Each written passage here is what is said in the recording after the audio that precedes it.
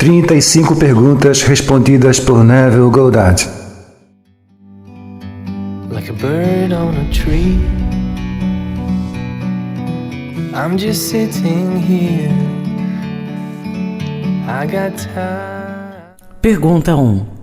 Qual o significado daquele símbolo na capa dos seus livros? É um olho acima de um coração, e por trás do coração está uma árvore carregada de frutos, significando que aquilo que você é consciente de ser e aceita como verdade é o que você experimenta em seu mundo. Pergunta 2. Quero me casar, mas não encontro uma pessoa adequada. Como imagino essa pessoa? Apaixone-se por uma ideia ou um conceito. É isso que vai convencer seu subconsciente a trabalhar para você, lhe trazendo o que você quer. Não limite essa ideia ou conceito a uma certa mulher ou a um certo homem em específico. A vida é plena e abundante demais para focar numa pessoa específica. Você quer experimentar a alegria do matrimônio? Não modifique esse objetivo. A não ser que realce esse objetivo com coisas que o tornem mais atraente e apaixonante. E então simplifique esse seu objetivo numa sensação ou cena que represente a sua realização. No mundo ocidental, é costume uma mulher usar uma aliança quando está comprometida. Imaginar-se grávida não significa necessariamente que você vai estar comprometida. Nem imaginar-se beijando alguém também significa compromisso.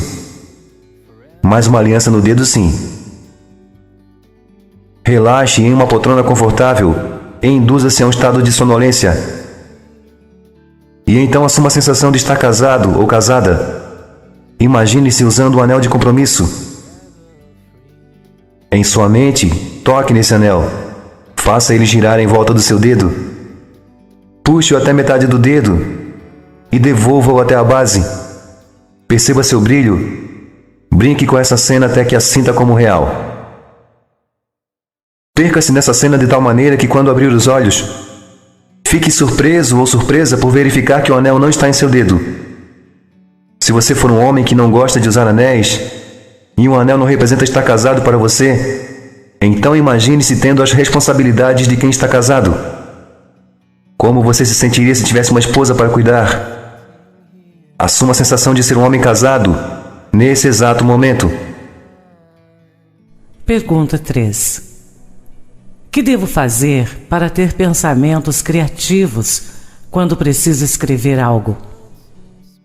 O que deve fazer? Assuma que sua história já foi escrita e aceita por um grande editor ou editora. Resuma sua ideia de ser um escritor famoso à sensação de já ser esse escritor famoso. E diga que maravilha ou obrigado, meu Deus, obrigado, universo. Repita essas frases até sentir que esse sucesso já é um fato consumado. E imagine um amigo seu lhe dando parabéns por seu sucesso. Há várias maneiras de se imaginar o sucesso, mas se concentre e veja ele já realizado. Não ele se realizando ou como vai se realizar. Porque aceitando ou imaginando o final é que se atrai ou se materializa esse final. Não fique pensando em como ficar animado para escrever, mas apenas viva e atue na suposição de que você já é o autor de sucesso que deseja ser. Assuma que você já tem o talento para escrever. Tire de dentro o que você quer ver fora.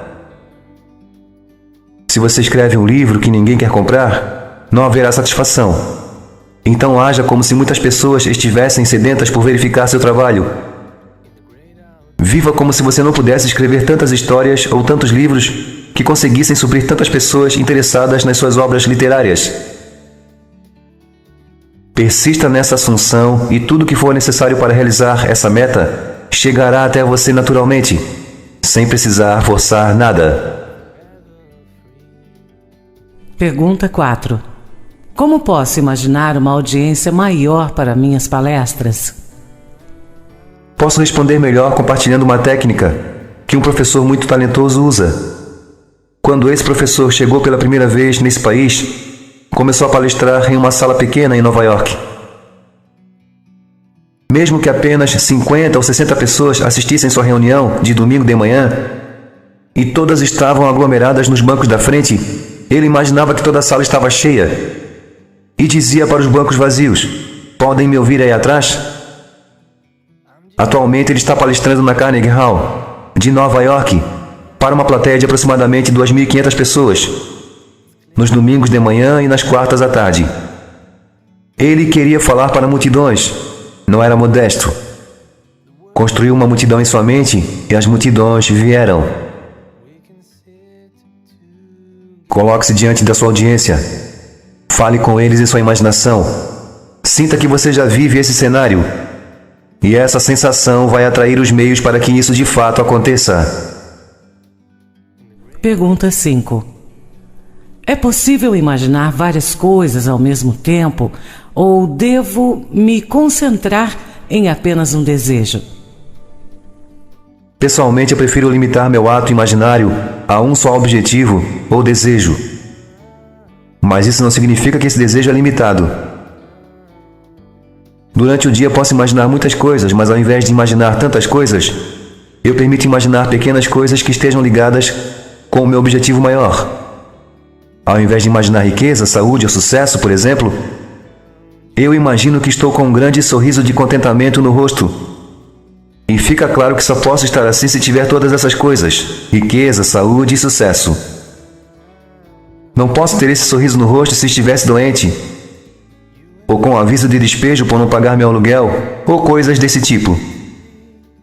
Qual seria a sensação de ter esse grande sorriso de satisfação no rosto, sem nem ao menos saber o que provocou esse sorriso? Reduza todo o seu objetivo realizado na vida sentimental ou financeira ou saúde a um único sinal, no caso, o sorriso estampado em seu rosto. Não deixe que a lógica fique lhe questionando o porquê desse sorriso, porque se você permitir isso, começará a buscar respostas lógicas e a sensação de contentamento vai se desfazer. Ao invés disso, repita sem parar: que maravilha, que maravilha! Não responda àquela voz que pergunta por que você fica repetindo isso. Prenda-se na sensação de que tudo já está bem e todas as coisas virão para testemunhar essa verdade em sua vida. E eu lhe garanto, até as menores coisas que você deseja se realizarão quando você estiver alinhado com essa sensação de contentamento. Pergunta 6. Com que frequência devo imaginar meu objetivo realizado? Por dias ou por semanas? No livro de Gênesis, temos a história de Jacó lutando com um anjo. Essa história nos dá a chave que tanto buscamos, de que quando se atinge a satisfação, logo em seguida vem a sensação de relaxamento. Quando conseguimos sentir a realidade de nosso desejo, pelo menos por um momento nos sentiremos relaxados. Perdemos o desejo de continuar orando, já que sentimos o desejo como algo realizado. Não dá para continuar procurando o que já foi encontrado. Se você assume que já é o que quer ser e sente isso em sua plenitude, então você deixa de querer isso. Seu ato imaginário é um ato tanto criativo quanto físico, pois ali você se estabelece criando algo à sua imagem e semelhança, vestindo de matéria aquilo que você assumiu como verdadeiro. É claro que se você não atingir essa sensação de satisfação, então você deve repetir sua oração, ou imaginar-se com seu objetivo atingido até que perca a vontade de buscar, como alguém que perde a vontade de buscar depois que encontra o que buscava. Pergunta 7. Aprendi que não se deve pedir por coisas materiais, mas dinheiro e coisas que só o dinheiro compra é o que de fato preciso. Você deve ser honesto consigo mesmo. Ao longo das escrituras é feita uma pergunta: o que você quer de mim? Alguns queriam enxergar, outros queriam comer, e outros tantos queriam ficar curados. Seu ser dimensionalmente maior fala com você através do desejo. Não se engane.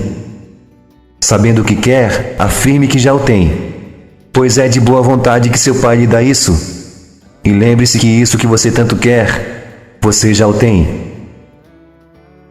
Pergunta 8. Quando você assume que o que deseja já é seu, você considera a presença constante desse ser maior como alguém que lhe protege e lhe dá o que você assume como verdadeiro em sua vida? A aceitação do final atrai os meios para a realização desse final aceito como verdadeiro. Simplesmente assuma a sensação que seria sua se já tivesse o que deseja.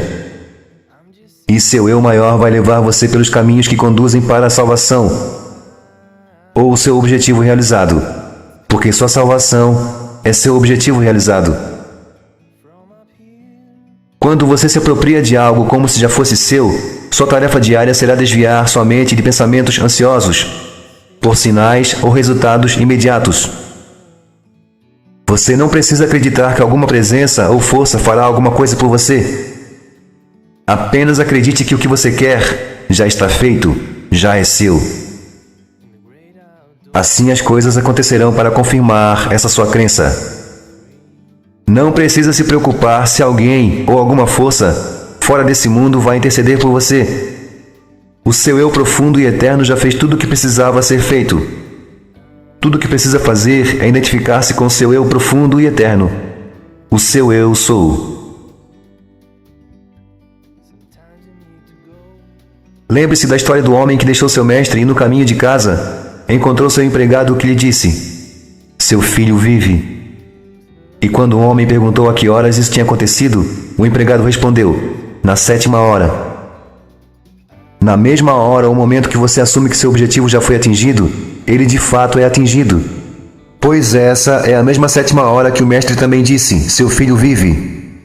Seu desejo já está realizado. Você pode acreditar nisso? Caminhe acreditando nisso, e mesmo que as evidências dos seus sentidos neguem essa verdade, os mesmos sentidos que hoje negam essa verdade logo a confirmarão. Peço apenas que não sejam impacientes. Se há uma virtude que você vai precisar cultivar nesse processo, é a de ser paciente. Pergunta 9. Não há uma lei que diz que não podemos ganhar algo sem dar algo em troca. Então, não devemos ganhar aquilo que apenas desejamos, porque só desejar é como não dar nada em troca? A criação já está terminada. É de boa vontade que nosso Pai compartilhe o reino com seus filhos. A parábola do filho pródigo responde bem a essa pergunta. Apesar do desperdício do homem, quando ele recupera sua consciência, lembrando-se de quem de fato é, então pode se servir do vasto banquete e se vestir com roupas e acessórios que lhe dão autoridade. Não há nada para se ganhar. Tudo já está ganho. A criação já está fundamentada além do tempo. Você, como pessoa, é Deus feito visível, com o propósito de mostrar o que é e não o que virá a ser. Não pense que você deve trabalhar na sua salvação com a força de suas mãos. Não pense que faltam 4 meses para a colheita. Os campos já estão prontos. Seu trabalho é só o de colher. Pergunta 10. Essa ideia de que a criação já está acabada ou finalizada não tira a iniciativa da pessoa? Se você observa um evento antes que ele de fato aconteça, então esse evento já foi predeterminado com base no seu ponto de vista consciente, no mundo tridimensional. Sem dúvida, você não precisa ir de encontro ao que observa acontecendo em sua mente. Você pode, mudando o conceito que tem de si mesmo, interferir no seu futuro para que ele esteja em harmonia com esse seu novo conceito. Só por mudar seu autoconceito e assim mudar seu destino, você já está exercendo uma iniciativa. Então, escolher uma entre tantas possibilidades já prontas não tira sua iniciativa. Pergunta 11. Essa capacidade de mudar o futuro não vai contra a ideia de que a criação já está terminada? Não. Quando você muda o conceito que tem de si mesmo, você não muda todas as possibilidades que já estão prontas. Muda apenas sua relação com essas possibilidades. Se você muda a ordem das palavras num livro, não significa que você criou um novo livro.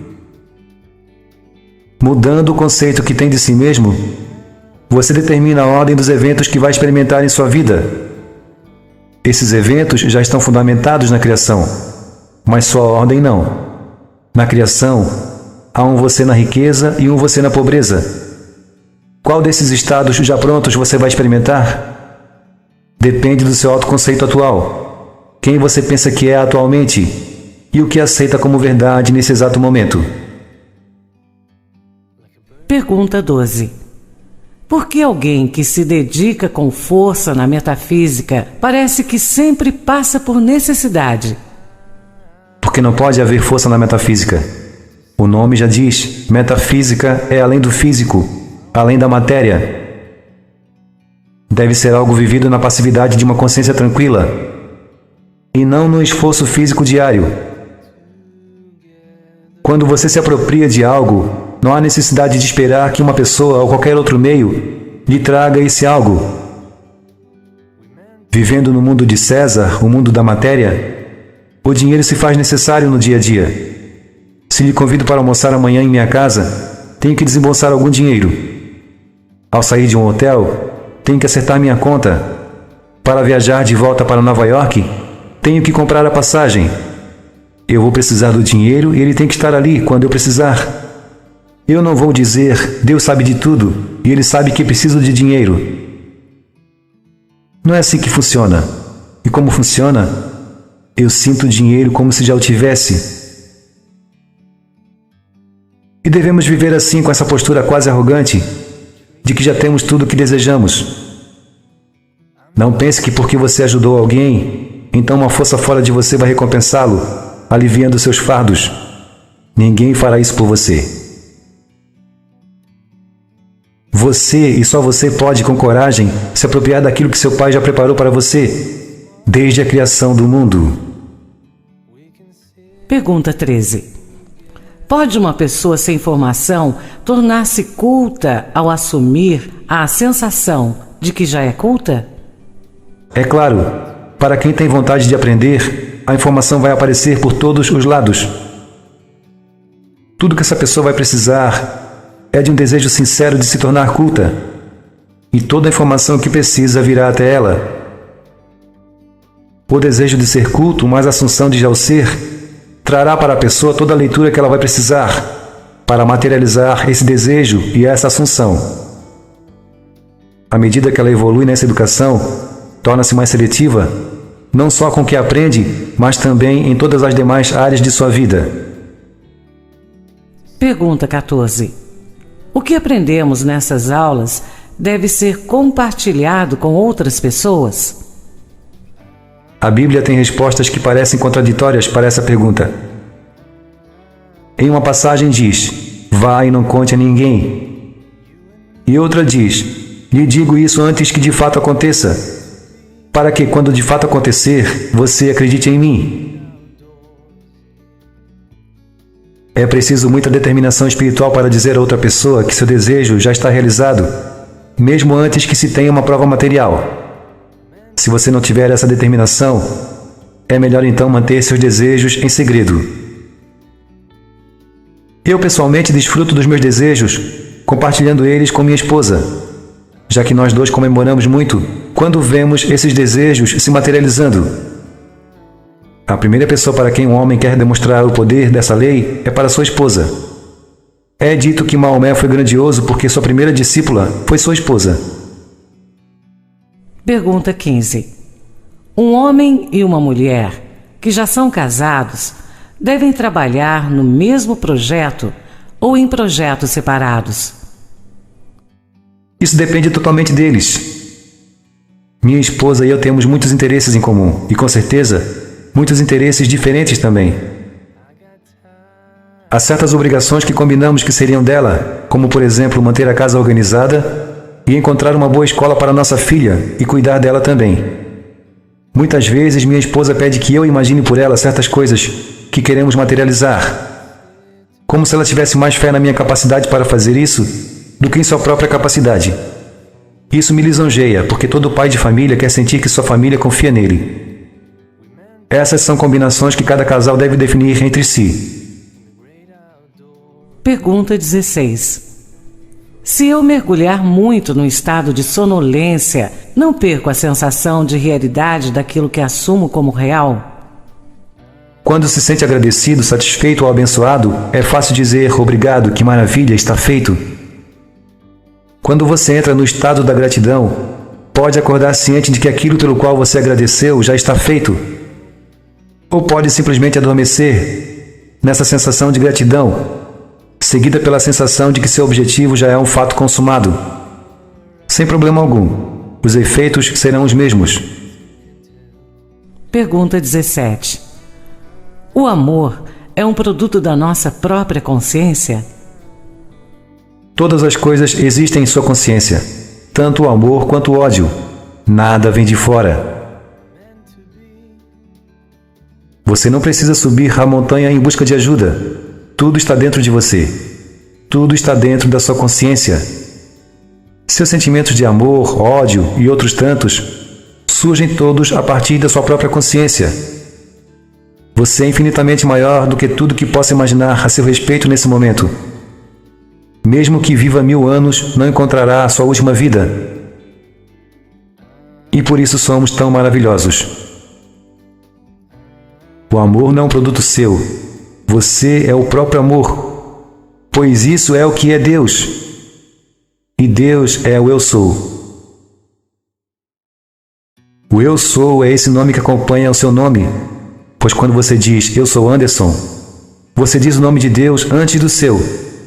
Você diz o nome de Deus, Eu Sou, e depois o seu, Anderson, ou seja lá qual for o nome de quem me escuta.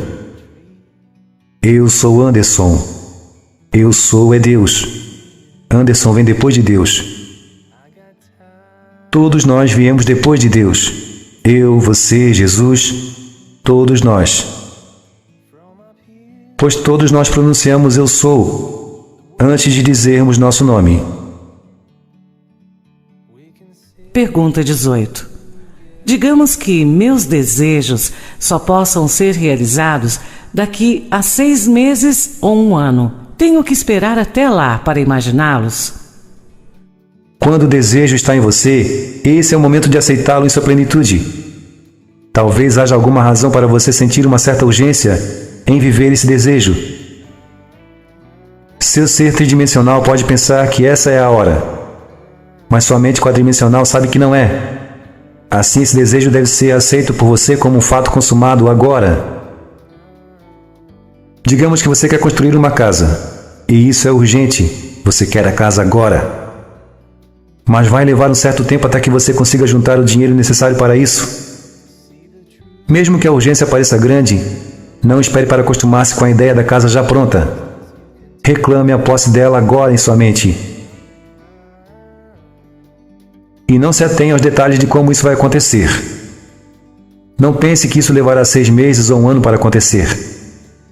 No momento em que o desejo surge, assuma-o como um fato já consumado. Não espere que o tempo passe, mas aceite sua casa como pronta agora. Quando você tem um desejo, o seu eu mais profundo, que você chama de Deus, está falando com você. E através desse desejo ele convida você a aceitar que você já tem isso, e não que ainda terá. O desejo é tão somente uma comunhão consigo mesmo, com seu eu maior, onde ele diz que aquilo que você deseja já é seu agora. E você demonstra confiança no seu eu maior quando aceita o que ele diz a você através desse desejo enviado. Pergunta 19. Por que alguns de nós morremos ainda jovens? Nossa vida não é medida pela quantidade, mas pela qualidade. As experiências que tivemos nesse pouco ou muito tempo aqui. Uma vida plena pode ser vivida em poucos anos. Pergunta 20. O que seria uma vida plena para você? Seria uma vida cheia de experiências. Quanto mais variadas essas experiências, mais plena seria essa vida. Na morte do corpo físico, você desperta em um mundo dimensionalmente maior. E as teclas do piano de sua vida são as experiências que você viveu. Portanto, quanto mais variadas forem suas experiências, melhor será seu piano e mais plena será a sua vida. Pergunta 21. O que acontece com uma criança que morre logo após o parto? Uma vez nascido, viverá para sempre, já que nada morre. Pode parecer que a criança que morre logo após o parto não tem acrescentado teclas ao piano da sua vida. Mas como disse certa vez o poeta Edwin Markham, ele desenhou um círculo e me deixou do lado de fora. Parecia herético, ultrajante e desrespeitoso. Mas o amor e eu éramos mais espertos. E então desenhamos um círculo que incluía ele. O namorado tem acesso às mesmas experiências sensoriais de sua namorada. Deus é amor. E é por isso que cada um tem sua vida, ou seu piano da vida, e nesse piano as teclas são todas as experiências sensoriais que estão à nossa disposição. Pergunta 22. Qual é a sua técnica preferida para orar? Tudo começa com o desejo, porque o desejo é o que põe as coisas em movimento. Devemos conhecer e definir bem nosso desejo. E depois disso resumir em uma cena que esse desejo já está realizado e sentir que isso é real. Quando o desejo está definido, deite-se e fique imóvel. E experimente em sua imaginação essa cena que significa que seu desejo já está realizado. Reviva essa cena até que tenha a impressão de que ela é de fato real. E verbalize esse sentimento dizendo algo como: obrigado, Pai. Ou que maravilha, ou ainda está feito. Repita essa cena e essa frase 2 ou mais vezes. E então levante-se ou adormeça em seguida, o que preferir. Não importa, porque o ato já foi consumado quando nesse estado de sonolência, você o vê em sua mente como real e finalizado. Pergunta 23. 2 mulheres disputam a mesma vaga. Uma consegue, a outra, que tinha essa vaga, quer recuperá-la. Como resolver isso? Seu pai, seu eu dimensionalmente maior, tem caminhos e meios que você desconhece. Aceite a sabedoria dele. Sinta que seu desejo já está recebido e então aceite que seu pai o entregue a você. Aquela que perdeu sua vaga e quer recuperá-la pode ser promovida para um cargo mais alto, ou pode se casar com um cara tão rico que simplesmente resolve largar esse emprego, ou essa empresa em que trabalha. Ela pode desfrutar de uma condição financeira muito favorável, ou até mudar-se para outro estado. Muitas pessoas dizem que querem trabalhar, mas eu penso que nem todas querem isso de fato. Na verdade, o que querem é segurança, e acham que só pode ter isso através de um trabalho. Mas tenho certeza que acordar todos os dias com o barulho de um despertador e ir para um lugar onde passar 8 horas por dia não seja de fato seu objetivo maior. Pergunta 24. Qual é a verdadeira causa das doenças e dores de modo geral? O corpo físico é o filtro das nossas emoções. Muitas enfermidades humanas, consideradas até bem pouco tempo como apenas físicas, agora estão sendo admitidas como reflexos de transtornos emocionais. A dor vem da falta de relaxamento. Perceba, quando você dorme, você não sente dor. Quando estamos sob o efeito de um anestésico, não sentimos dor porque estamos relaxados. Se você tem dor, é porque está tenso de algum modo e tentando resolver as coisas à força. Você não pode obrigar uma ideia a se materializar, mas pode simplesmente se apropriar dessa ideia. E isso é feito com o mínimo de esforço ou sem esforço algum. Só com prática chegamos nesse estágio de estarmos atentos e conscientes, mesmo em meio a um relaxamento ou estado de sonolência. Preocupar-se é forçar um resultado. Relaxar sobre uma ideia é o oposto. Você tem de estar atento, mas sem tensão ou preocupação. Pergunta 25. Não importa o tanto que eu tente ser feliz. Por dentro, eu sempre tenho uma sensação melancólica de exclusão. Por quê? Porque você sente que as pessoas não gostam de você. No seu lugar, eu assumiria que sou benquisto por todos. Você sabe como fazer isso. A assunção de que você é benquista por todos pode parecer falsa no começo, mas se você persistir nesse sentimento de se sentir querida e respeitada, vai ficar surpresa como as pessoas passarão a lhe tratar dessa maneira, como alguém querida e respeitada. Elas verão qualidades em você que nunca tinham percebido antes. Lhe garanto, se você assumir que é querida e respeitada, é exatamente assim que passarão a lhe tratar. Pergunta 26. Se a segurança financeira vem para mim através de uma herança de um parente, então fui eu que provoquei com minha consciência a morte desse parente?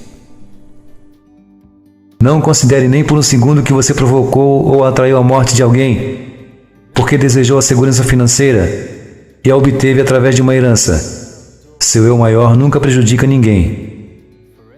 Ele vê tudo o que há para ver e, conhecendo o tempo de cada um de nós, pode inspirar uma de suas partes a dar para outro o que esse outro assumiu como verdade para si. Você não matou a pessoa que colocou seu nome no testamento dela. Ok. Dias depois de você aceitar por completo a ideia de que já tinha segurança financeira, então seu parente realizou a saída dele desse plano tridimensional e deixou para você a parte que lhe cabia. Era a hora dele partir e de você ter nas mãos o que você já tinha em mente. São coisas complementares, mas uma coisa não foi provocada pela outra. Ele não morreu nem antes nem depois do tempo determinado. O eu maior que tudo vê sabia que seu parente estava com sua jornada finalizada. E usou isso para lhe dar o que você já possuía subjetivamente. A aceitação do fim atrai os meios para a realização desse fim. Não se importe com mais nada além do fim. Imagine o fim, o objetivo já atingido. Não como ele é atingido, apenas ele já atingido. Pergunta 27. Tenho mais de um objetivo. Seria ineficaz me concentrar objetivos diferentes em meditações separadas? Gosto de me concentrar em uma ambição envolvente. Resumir essa ambição em uma única frase ou cena que represente essa ambição já concretizada. Mas essa ambição não pode ser limitada. Ela abrange outros pequenos desejos. Pergunta 28. Por que é tão difícil mudar o conceito que tenho de mim mesmo? Porque seu desejo de mudança não foi suficientemente despertado. Se esse seu novo conceito de si mesmo fosse suficientemente atraente, você se empenharia melhor numa mudança para aceitar e se transformar nesse novo conceito. É preciso uma fome muito forte por mudança para conseguir uma transformação de si mesmo. Pergunta 29. Estou envolvido num negócio arriscado. É muito importante para mim, mas não consigo imaginar ele dando certo. Você está livre dessa responsabilidade. Você não tem que fazer ele dar certo, porque ele já deu certo. Mesmo que o resultado desse negócio pareça algo que foge do seu controle, entenda que o sucesso dele já é uma realidade que existe dentro de você e que só você pode expressar ou reprimir essa verdade. Pergunte-se como você se sentiria e o que faria se esse negócio arriscado tivesse sucesso. Identifique-se com as respostas que vierem depois de se perguntar isso, e os resultados dessa identificação vão lhe surpreender positivamente. Tenha certeza disso. O único sacrifício que precisa ser feito é renunciar ao atual conceito que tem de si mesmo e se apropriar do conceito que deseja expressar. Pergunta 30. Como estudante de metafísica, aprendi que as crenças humanas me afetam. Mas até que ponto eu posso ser ou não ser influenciado por elas? Você só pode ser influenciado na medida em que aceita essas crenças, pois o mundo à sua volta é um testemunho fiel daquilo que você pensa sobre si mesmo. Se alguém lhe ofende, mude o conceito que tem de si mesmo. Essa é a única maneira de cessar as ofensas dirigidas a você. Mude a si mesmo e mudará as pessoas em seu mundo. O mesmo jornal pode ser lido por 6 pessoas diferentes. e cada uma delas vai interpretar as notícias à sua maneira. Uma ficará exaltada, outra deprimida, outra indiferente e assim por diante. Crenças gerais ou crendices populares, seja o que for, não importam. Mais importante que qualquer crença lá fora é o conceito que você tem de si mesmo, pois é a partir desse conceito que seu mundo será construído. Deixe os outros em paz com suas crenças ou crendices. Tenha suas próprias crenças, pois é com elas que você traçará seu caminho. Essa é uma lei que está ativa e é absoluta. Sua consciência é a rocha que suporta tudo o que existe em sua vida.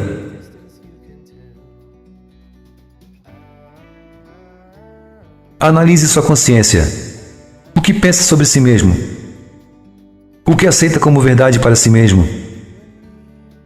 Você não precisa se preocupar com ninguém mais, nem com inimigos, clientes, amantes, porque todas essas coisas são coisas que você constrói sobre a rocha de sua consciência. Elas vêm de dentro de você para o mundo que você vê aí fora. Ninguém vai até você por vontade própria, mas antes foi convidado por sua consciência. A pessoa que aparece em sua vida, boa ou má, não escolheu você. Você é que a escolheu. Ela foi atraída para a sua vida pelo conceito que você tem de si mesmo. Você não pode se livrar dessa pessoa usando a força, porque ela representa um estado que você personificou. Melhor deixá-la em paz. O que ela significa para você? Saia desse estado que você personificou e que acabou trazendo essa pessoa para a sua vida. Mude o conceito que tem de si mesmo e que lhe colocou em confronto com essa pessoa. Faça como Jesus que, santificando a si mesmo, acabou santificando os que o cercavam. Pergunta 31. Quem escreveu a Bíblia? A Bíblia foi escrita por homens muito inteligentes que utilizaram mitos solares e fálicos para revelar verdades psicológicas. Mas nós temos interpretado essas alegorias erroneamente, como se fossem histórias reais, e por isso perdemos o verdadeiro significado da mensagem que esses homens quiseram nos passar. Um fato estranho é que quando a Bíblia foi lançada ao mundo, sua aceitação parecia boa, mas um incêndio na biblioteca da Alexandria não deixou vestígios de como a Bíblia se originou de fato. Poucas pessoas conseguem ler em outros idiomas, e por isso não podem comparar suas crenças com as crenças de outros povos. Nossas igrejas não nos incentivavam a fazer comparações, nem a questionar o que nos passavam como verdade. Acreditam que na Bíblia estão as palavras de Deus na forma literal, e assim se perde a essência que trazem essas palavras. Aceitam o veículo sem entender o que o veículo transmite de fato. Pergunta 32. Você considera ou se utiliza das coisas escritas nos livros apócrifos? Não nos meus ensinamentos. Tenho muitos livros apócrifos em casa, mas juntos não chegam ao mesmo número de livros da nossa Bíblia atual, que tem 66 livros. Eles contam a mesma verdade da nossa Bíblia atual, só que de forma diferente. Por exemplo, lá se conta a história de Jesus quando era pequeno e observava outros meninos fazendo pássaros de barro. E com esses pássaros nas mãos brincavam como se os pássaros voassem de verdade. E então Jesus se aproximou e destruiu os pássaros com suas próprias mãos. Quando os garotos começaram a chorar, Jesus pegou um dos pássaros destruídos por ele e o remodelou. E estendendo esse pássaro para o alto, soprou na direção dele. E o pássaro tomou vida, saindo voando dali para longe. Essa é uma alegoria sobre alguém que rompe a idolatria na mente dos homens, para em seguida mostrar como usar a mesma matéria de forma melhorada, a fim de lhe dar vida, vida real. Essa é a verdadeira mensagem da história. Eu não trago a paz, mas sim a espada. Entenda-se assim. Eu não trago a solução, mas sim uma forma para resolver o problema. A verdade mostrada por Jesus mata todos os pássaros de barro na mente dos homens, seus falsos ídolos, formando neles um novo padrão de pensamento ou consciência. e assim tornando-os livres. Pergunta 33. Se Jesus era um personagem fictício criado pelo escritor da Bíblia com o propósito de ilustrar certos dramas vividos por todos nós, como você explica que ele e a sua filosofia tenham sido citados até mesmo por fontes não religiosas e nem mesmo cristãs de tempos antigos? Herodes e Pôncio Pilatos, que citaram Jesus, não eram pessoas de carne e osso que viveram na Roma antiga? A história de Jesus é idêntica à história do Salvador hindu chamado Krishna, e ambos são a personificação do mesmo estado psicológico que retrata o Salvador, ou a salvação, ou aquele que veio para salvar. Ambos foram gerados por uma virgem, e ambos foram perseguidos quando eram bebês, por governantes que queriam destruí-los. E tanto Jesus quanto Krishna curavam doentes, ressuscitavam mortos, ensinavam o evangelho do amor e foram torturados até a morte. Tanto os hindus quanto os cristãos acreditam que seu Salvador era Deus que encarnou na forma de um homem. Se fala em Jesus há 2000 anos e em Krishna se fala há muito mais tempo. Qual é o verdadeiro? Hoje Sócrates é muito citado, mas a única prova de sua existência está nas obras de Platão. Dizem que Sócrates bebeu cicuta, mas eu lhe pergunto, quem é Sócrates? Uma vez citei um verso de Shakespeare, e uma mulher disse, não foi Shakespeare quem disse isso, foi Hamlet. E Hamlet é na verdade um personagem criado por Shakespeare. Hamlet nunca disse nada a não ser as palavras que Shakespeare designou a ele como personagem de uma de suas histórias. Santo Agostinho já dizia, isso que agora chamamos de religião cristã já existia há muito tempo na antiguidade. E começaram a chamar o cristianismo como a verdadeira religião, quando isso na verdade nunca existiu na forma como era aceita. Pergunta 34. O que é melhor, afirmar ou negar? Deixe para lá essas escolas de pensamento que utilizam afirmações ou negações. A melhor afirmação e que funciona de verdade é assumir algo como verdadeiro para você. E nesse processo, tudo que for diferente dessa assunção será afastado de você. A melhor forma de negar alguma coisa é ignorá-la completamente, tirá-la do seu campo de visão ou de atenção. As coisas murcham e morrem através da indiferença. E, por outro lado, se mantêm vivas sob a luz da atenção. Você não pode negar uma coisa dizendo que ela não existe. Ao fazer isso, na verdade, você está dando mais vida a ela, por percebê-la e reconhecê-la. E o que você percebe ou reconhece se torna sua verdade, seja isso bom ou ruim. Pergunta 35. Como pode alguém que foi muito pobre quando jovem se transformar em alguém bem-sucedido anos mais tarde? Somos criaturas de hábitos, formando padrões mentais que ficam se repetindo incessantemente. Mesmo que o hábito se repita como se fosse impulsionado por uma lei irresistível, você pode romper esse processo. Muitos homens bem-sucedidos como Henry Ford, Rockefeller e Carnegie foram pobres quando eram bem jovens. Muitos nomes bem conhecidos nos Estados Unidos vieram de famílias pobres e mesmo assim deixaram um legado de grandes conquistas na política, nas artes e no mundo das finanças. Certa vez um amigo meu assistiu uma reunião de jovens executivos de publicidade.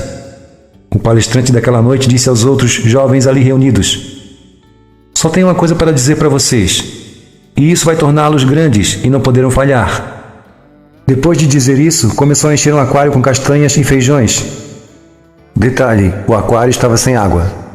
E com uma das mãos, começou a misturá-los e depois sacudiu o aquário misturando ainda mais os feijões e as castanhas.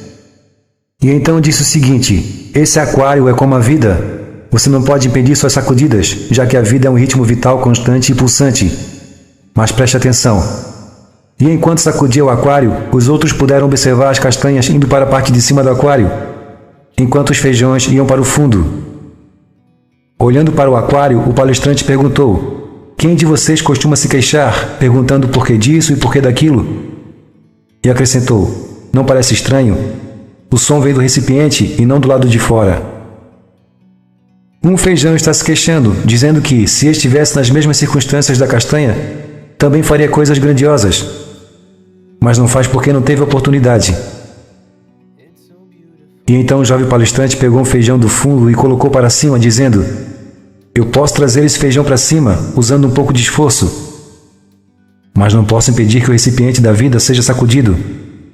E sacudindo o aquário, todos puderam ver o feijão que estava acima descendo de novo para o fundo do aquário. E então alguém da plateia perguntou: o que está querendo dizer com isso? Que devemos pegar um cara bem-sucedido e colocá-lo no fundo ou numa situação adversa para ver o que acontece? E o palestrante perguntou: ele será tão limitado quanto você acha que é, porque está em condições adversas? Vamos ver. E empurrou uma das maiores castanhas para o fundo do aquário, dizendo: como eu disse, não posso impedir o aquário nem a vida de sacudir. E todos puderam ver a castanha voltar para o topo, enquanto o aquário era sacudido, e com uma frase finalizou: meus amigos, se querem subir na vida, tornem-se grandes. Meu amigo pegou essa mensagem e começou a assumir que já era um grande homem de negócios. E se vocês acham que um grande homem de negócios tem milhares de dólares, então hoje pode-se dizer que ele se tornou aquilo que imaginou ser, ou assumiu ser. Pois ele dá emprego para mais de 1000 pessoas em Nova York. E cada um de vocês que me ouve agora pode fazer o que ele fez, assumindo já ser aquilo que se deseja ser. Viva nessa assunção e ela se tornará um fato, uma verdade em sua vida. Forever free.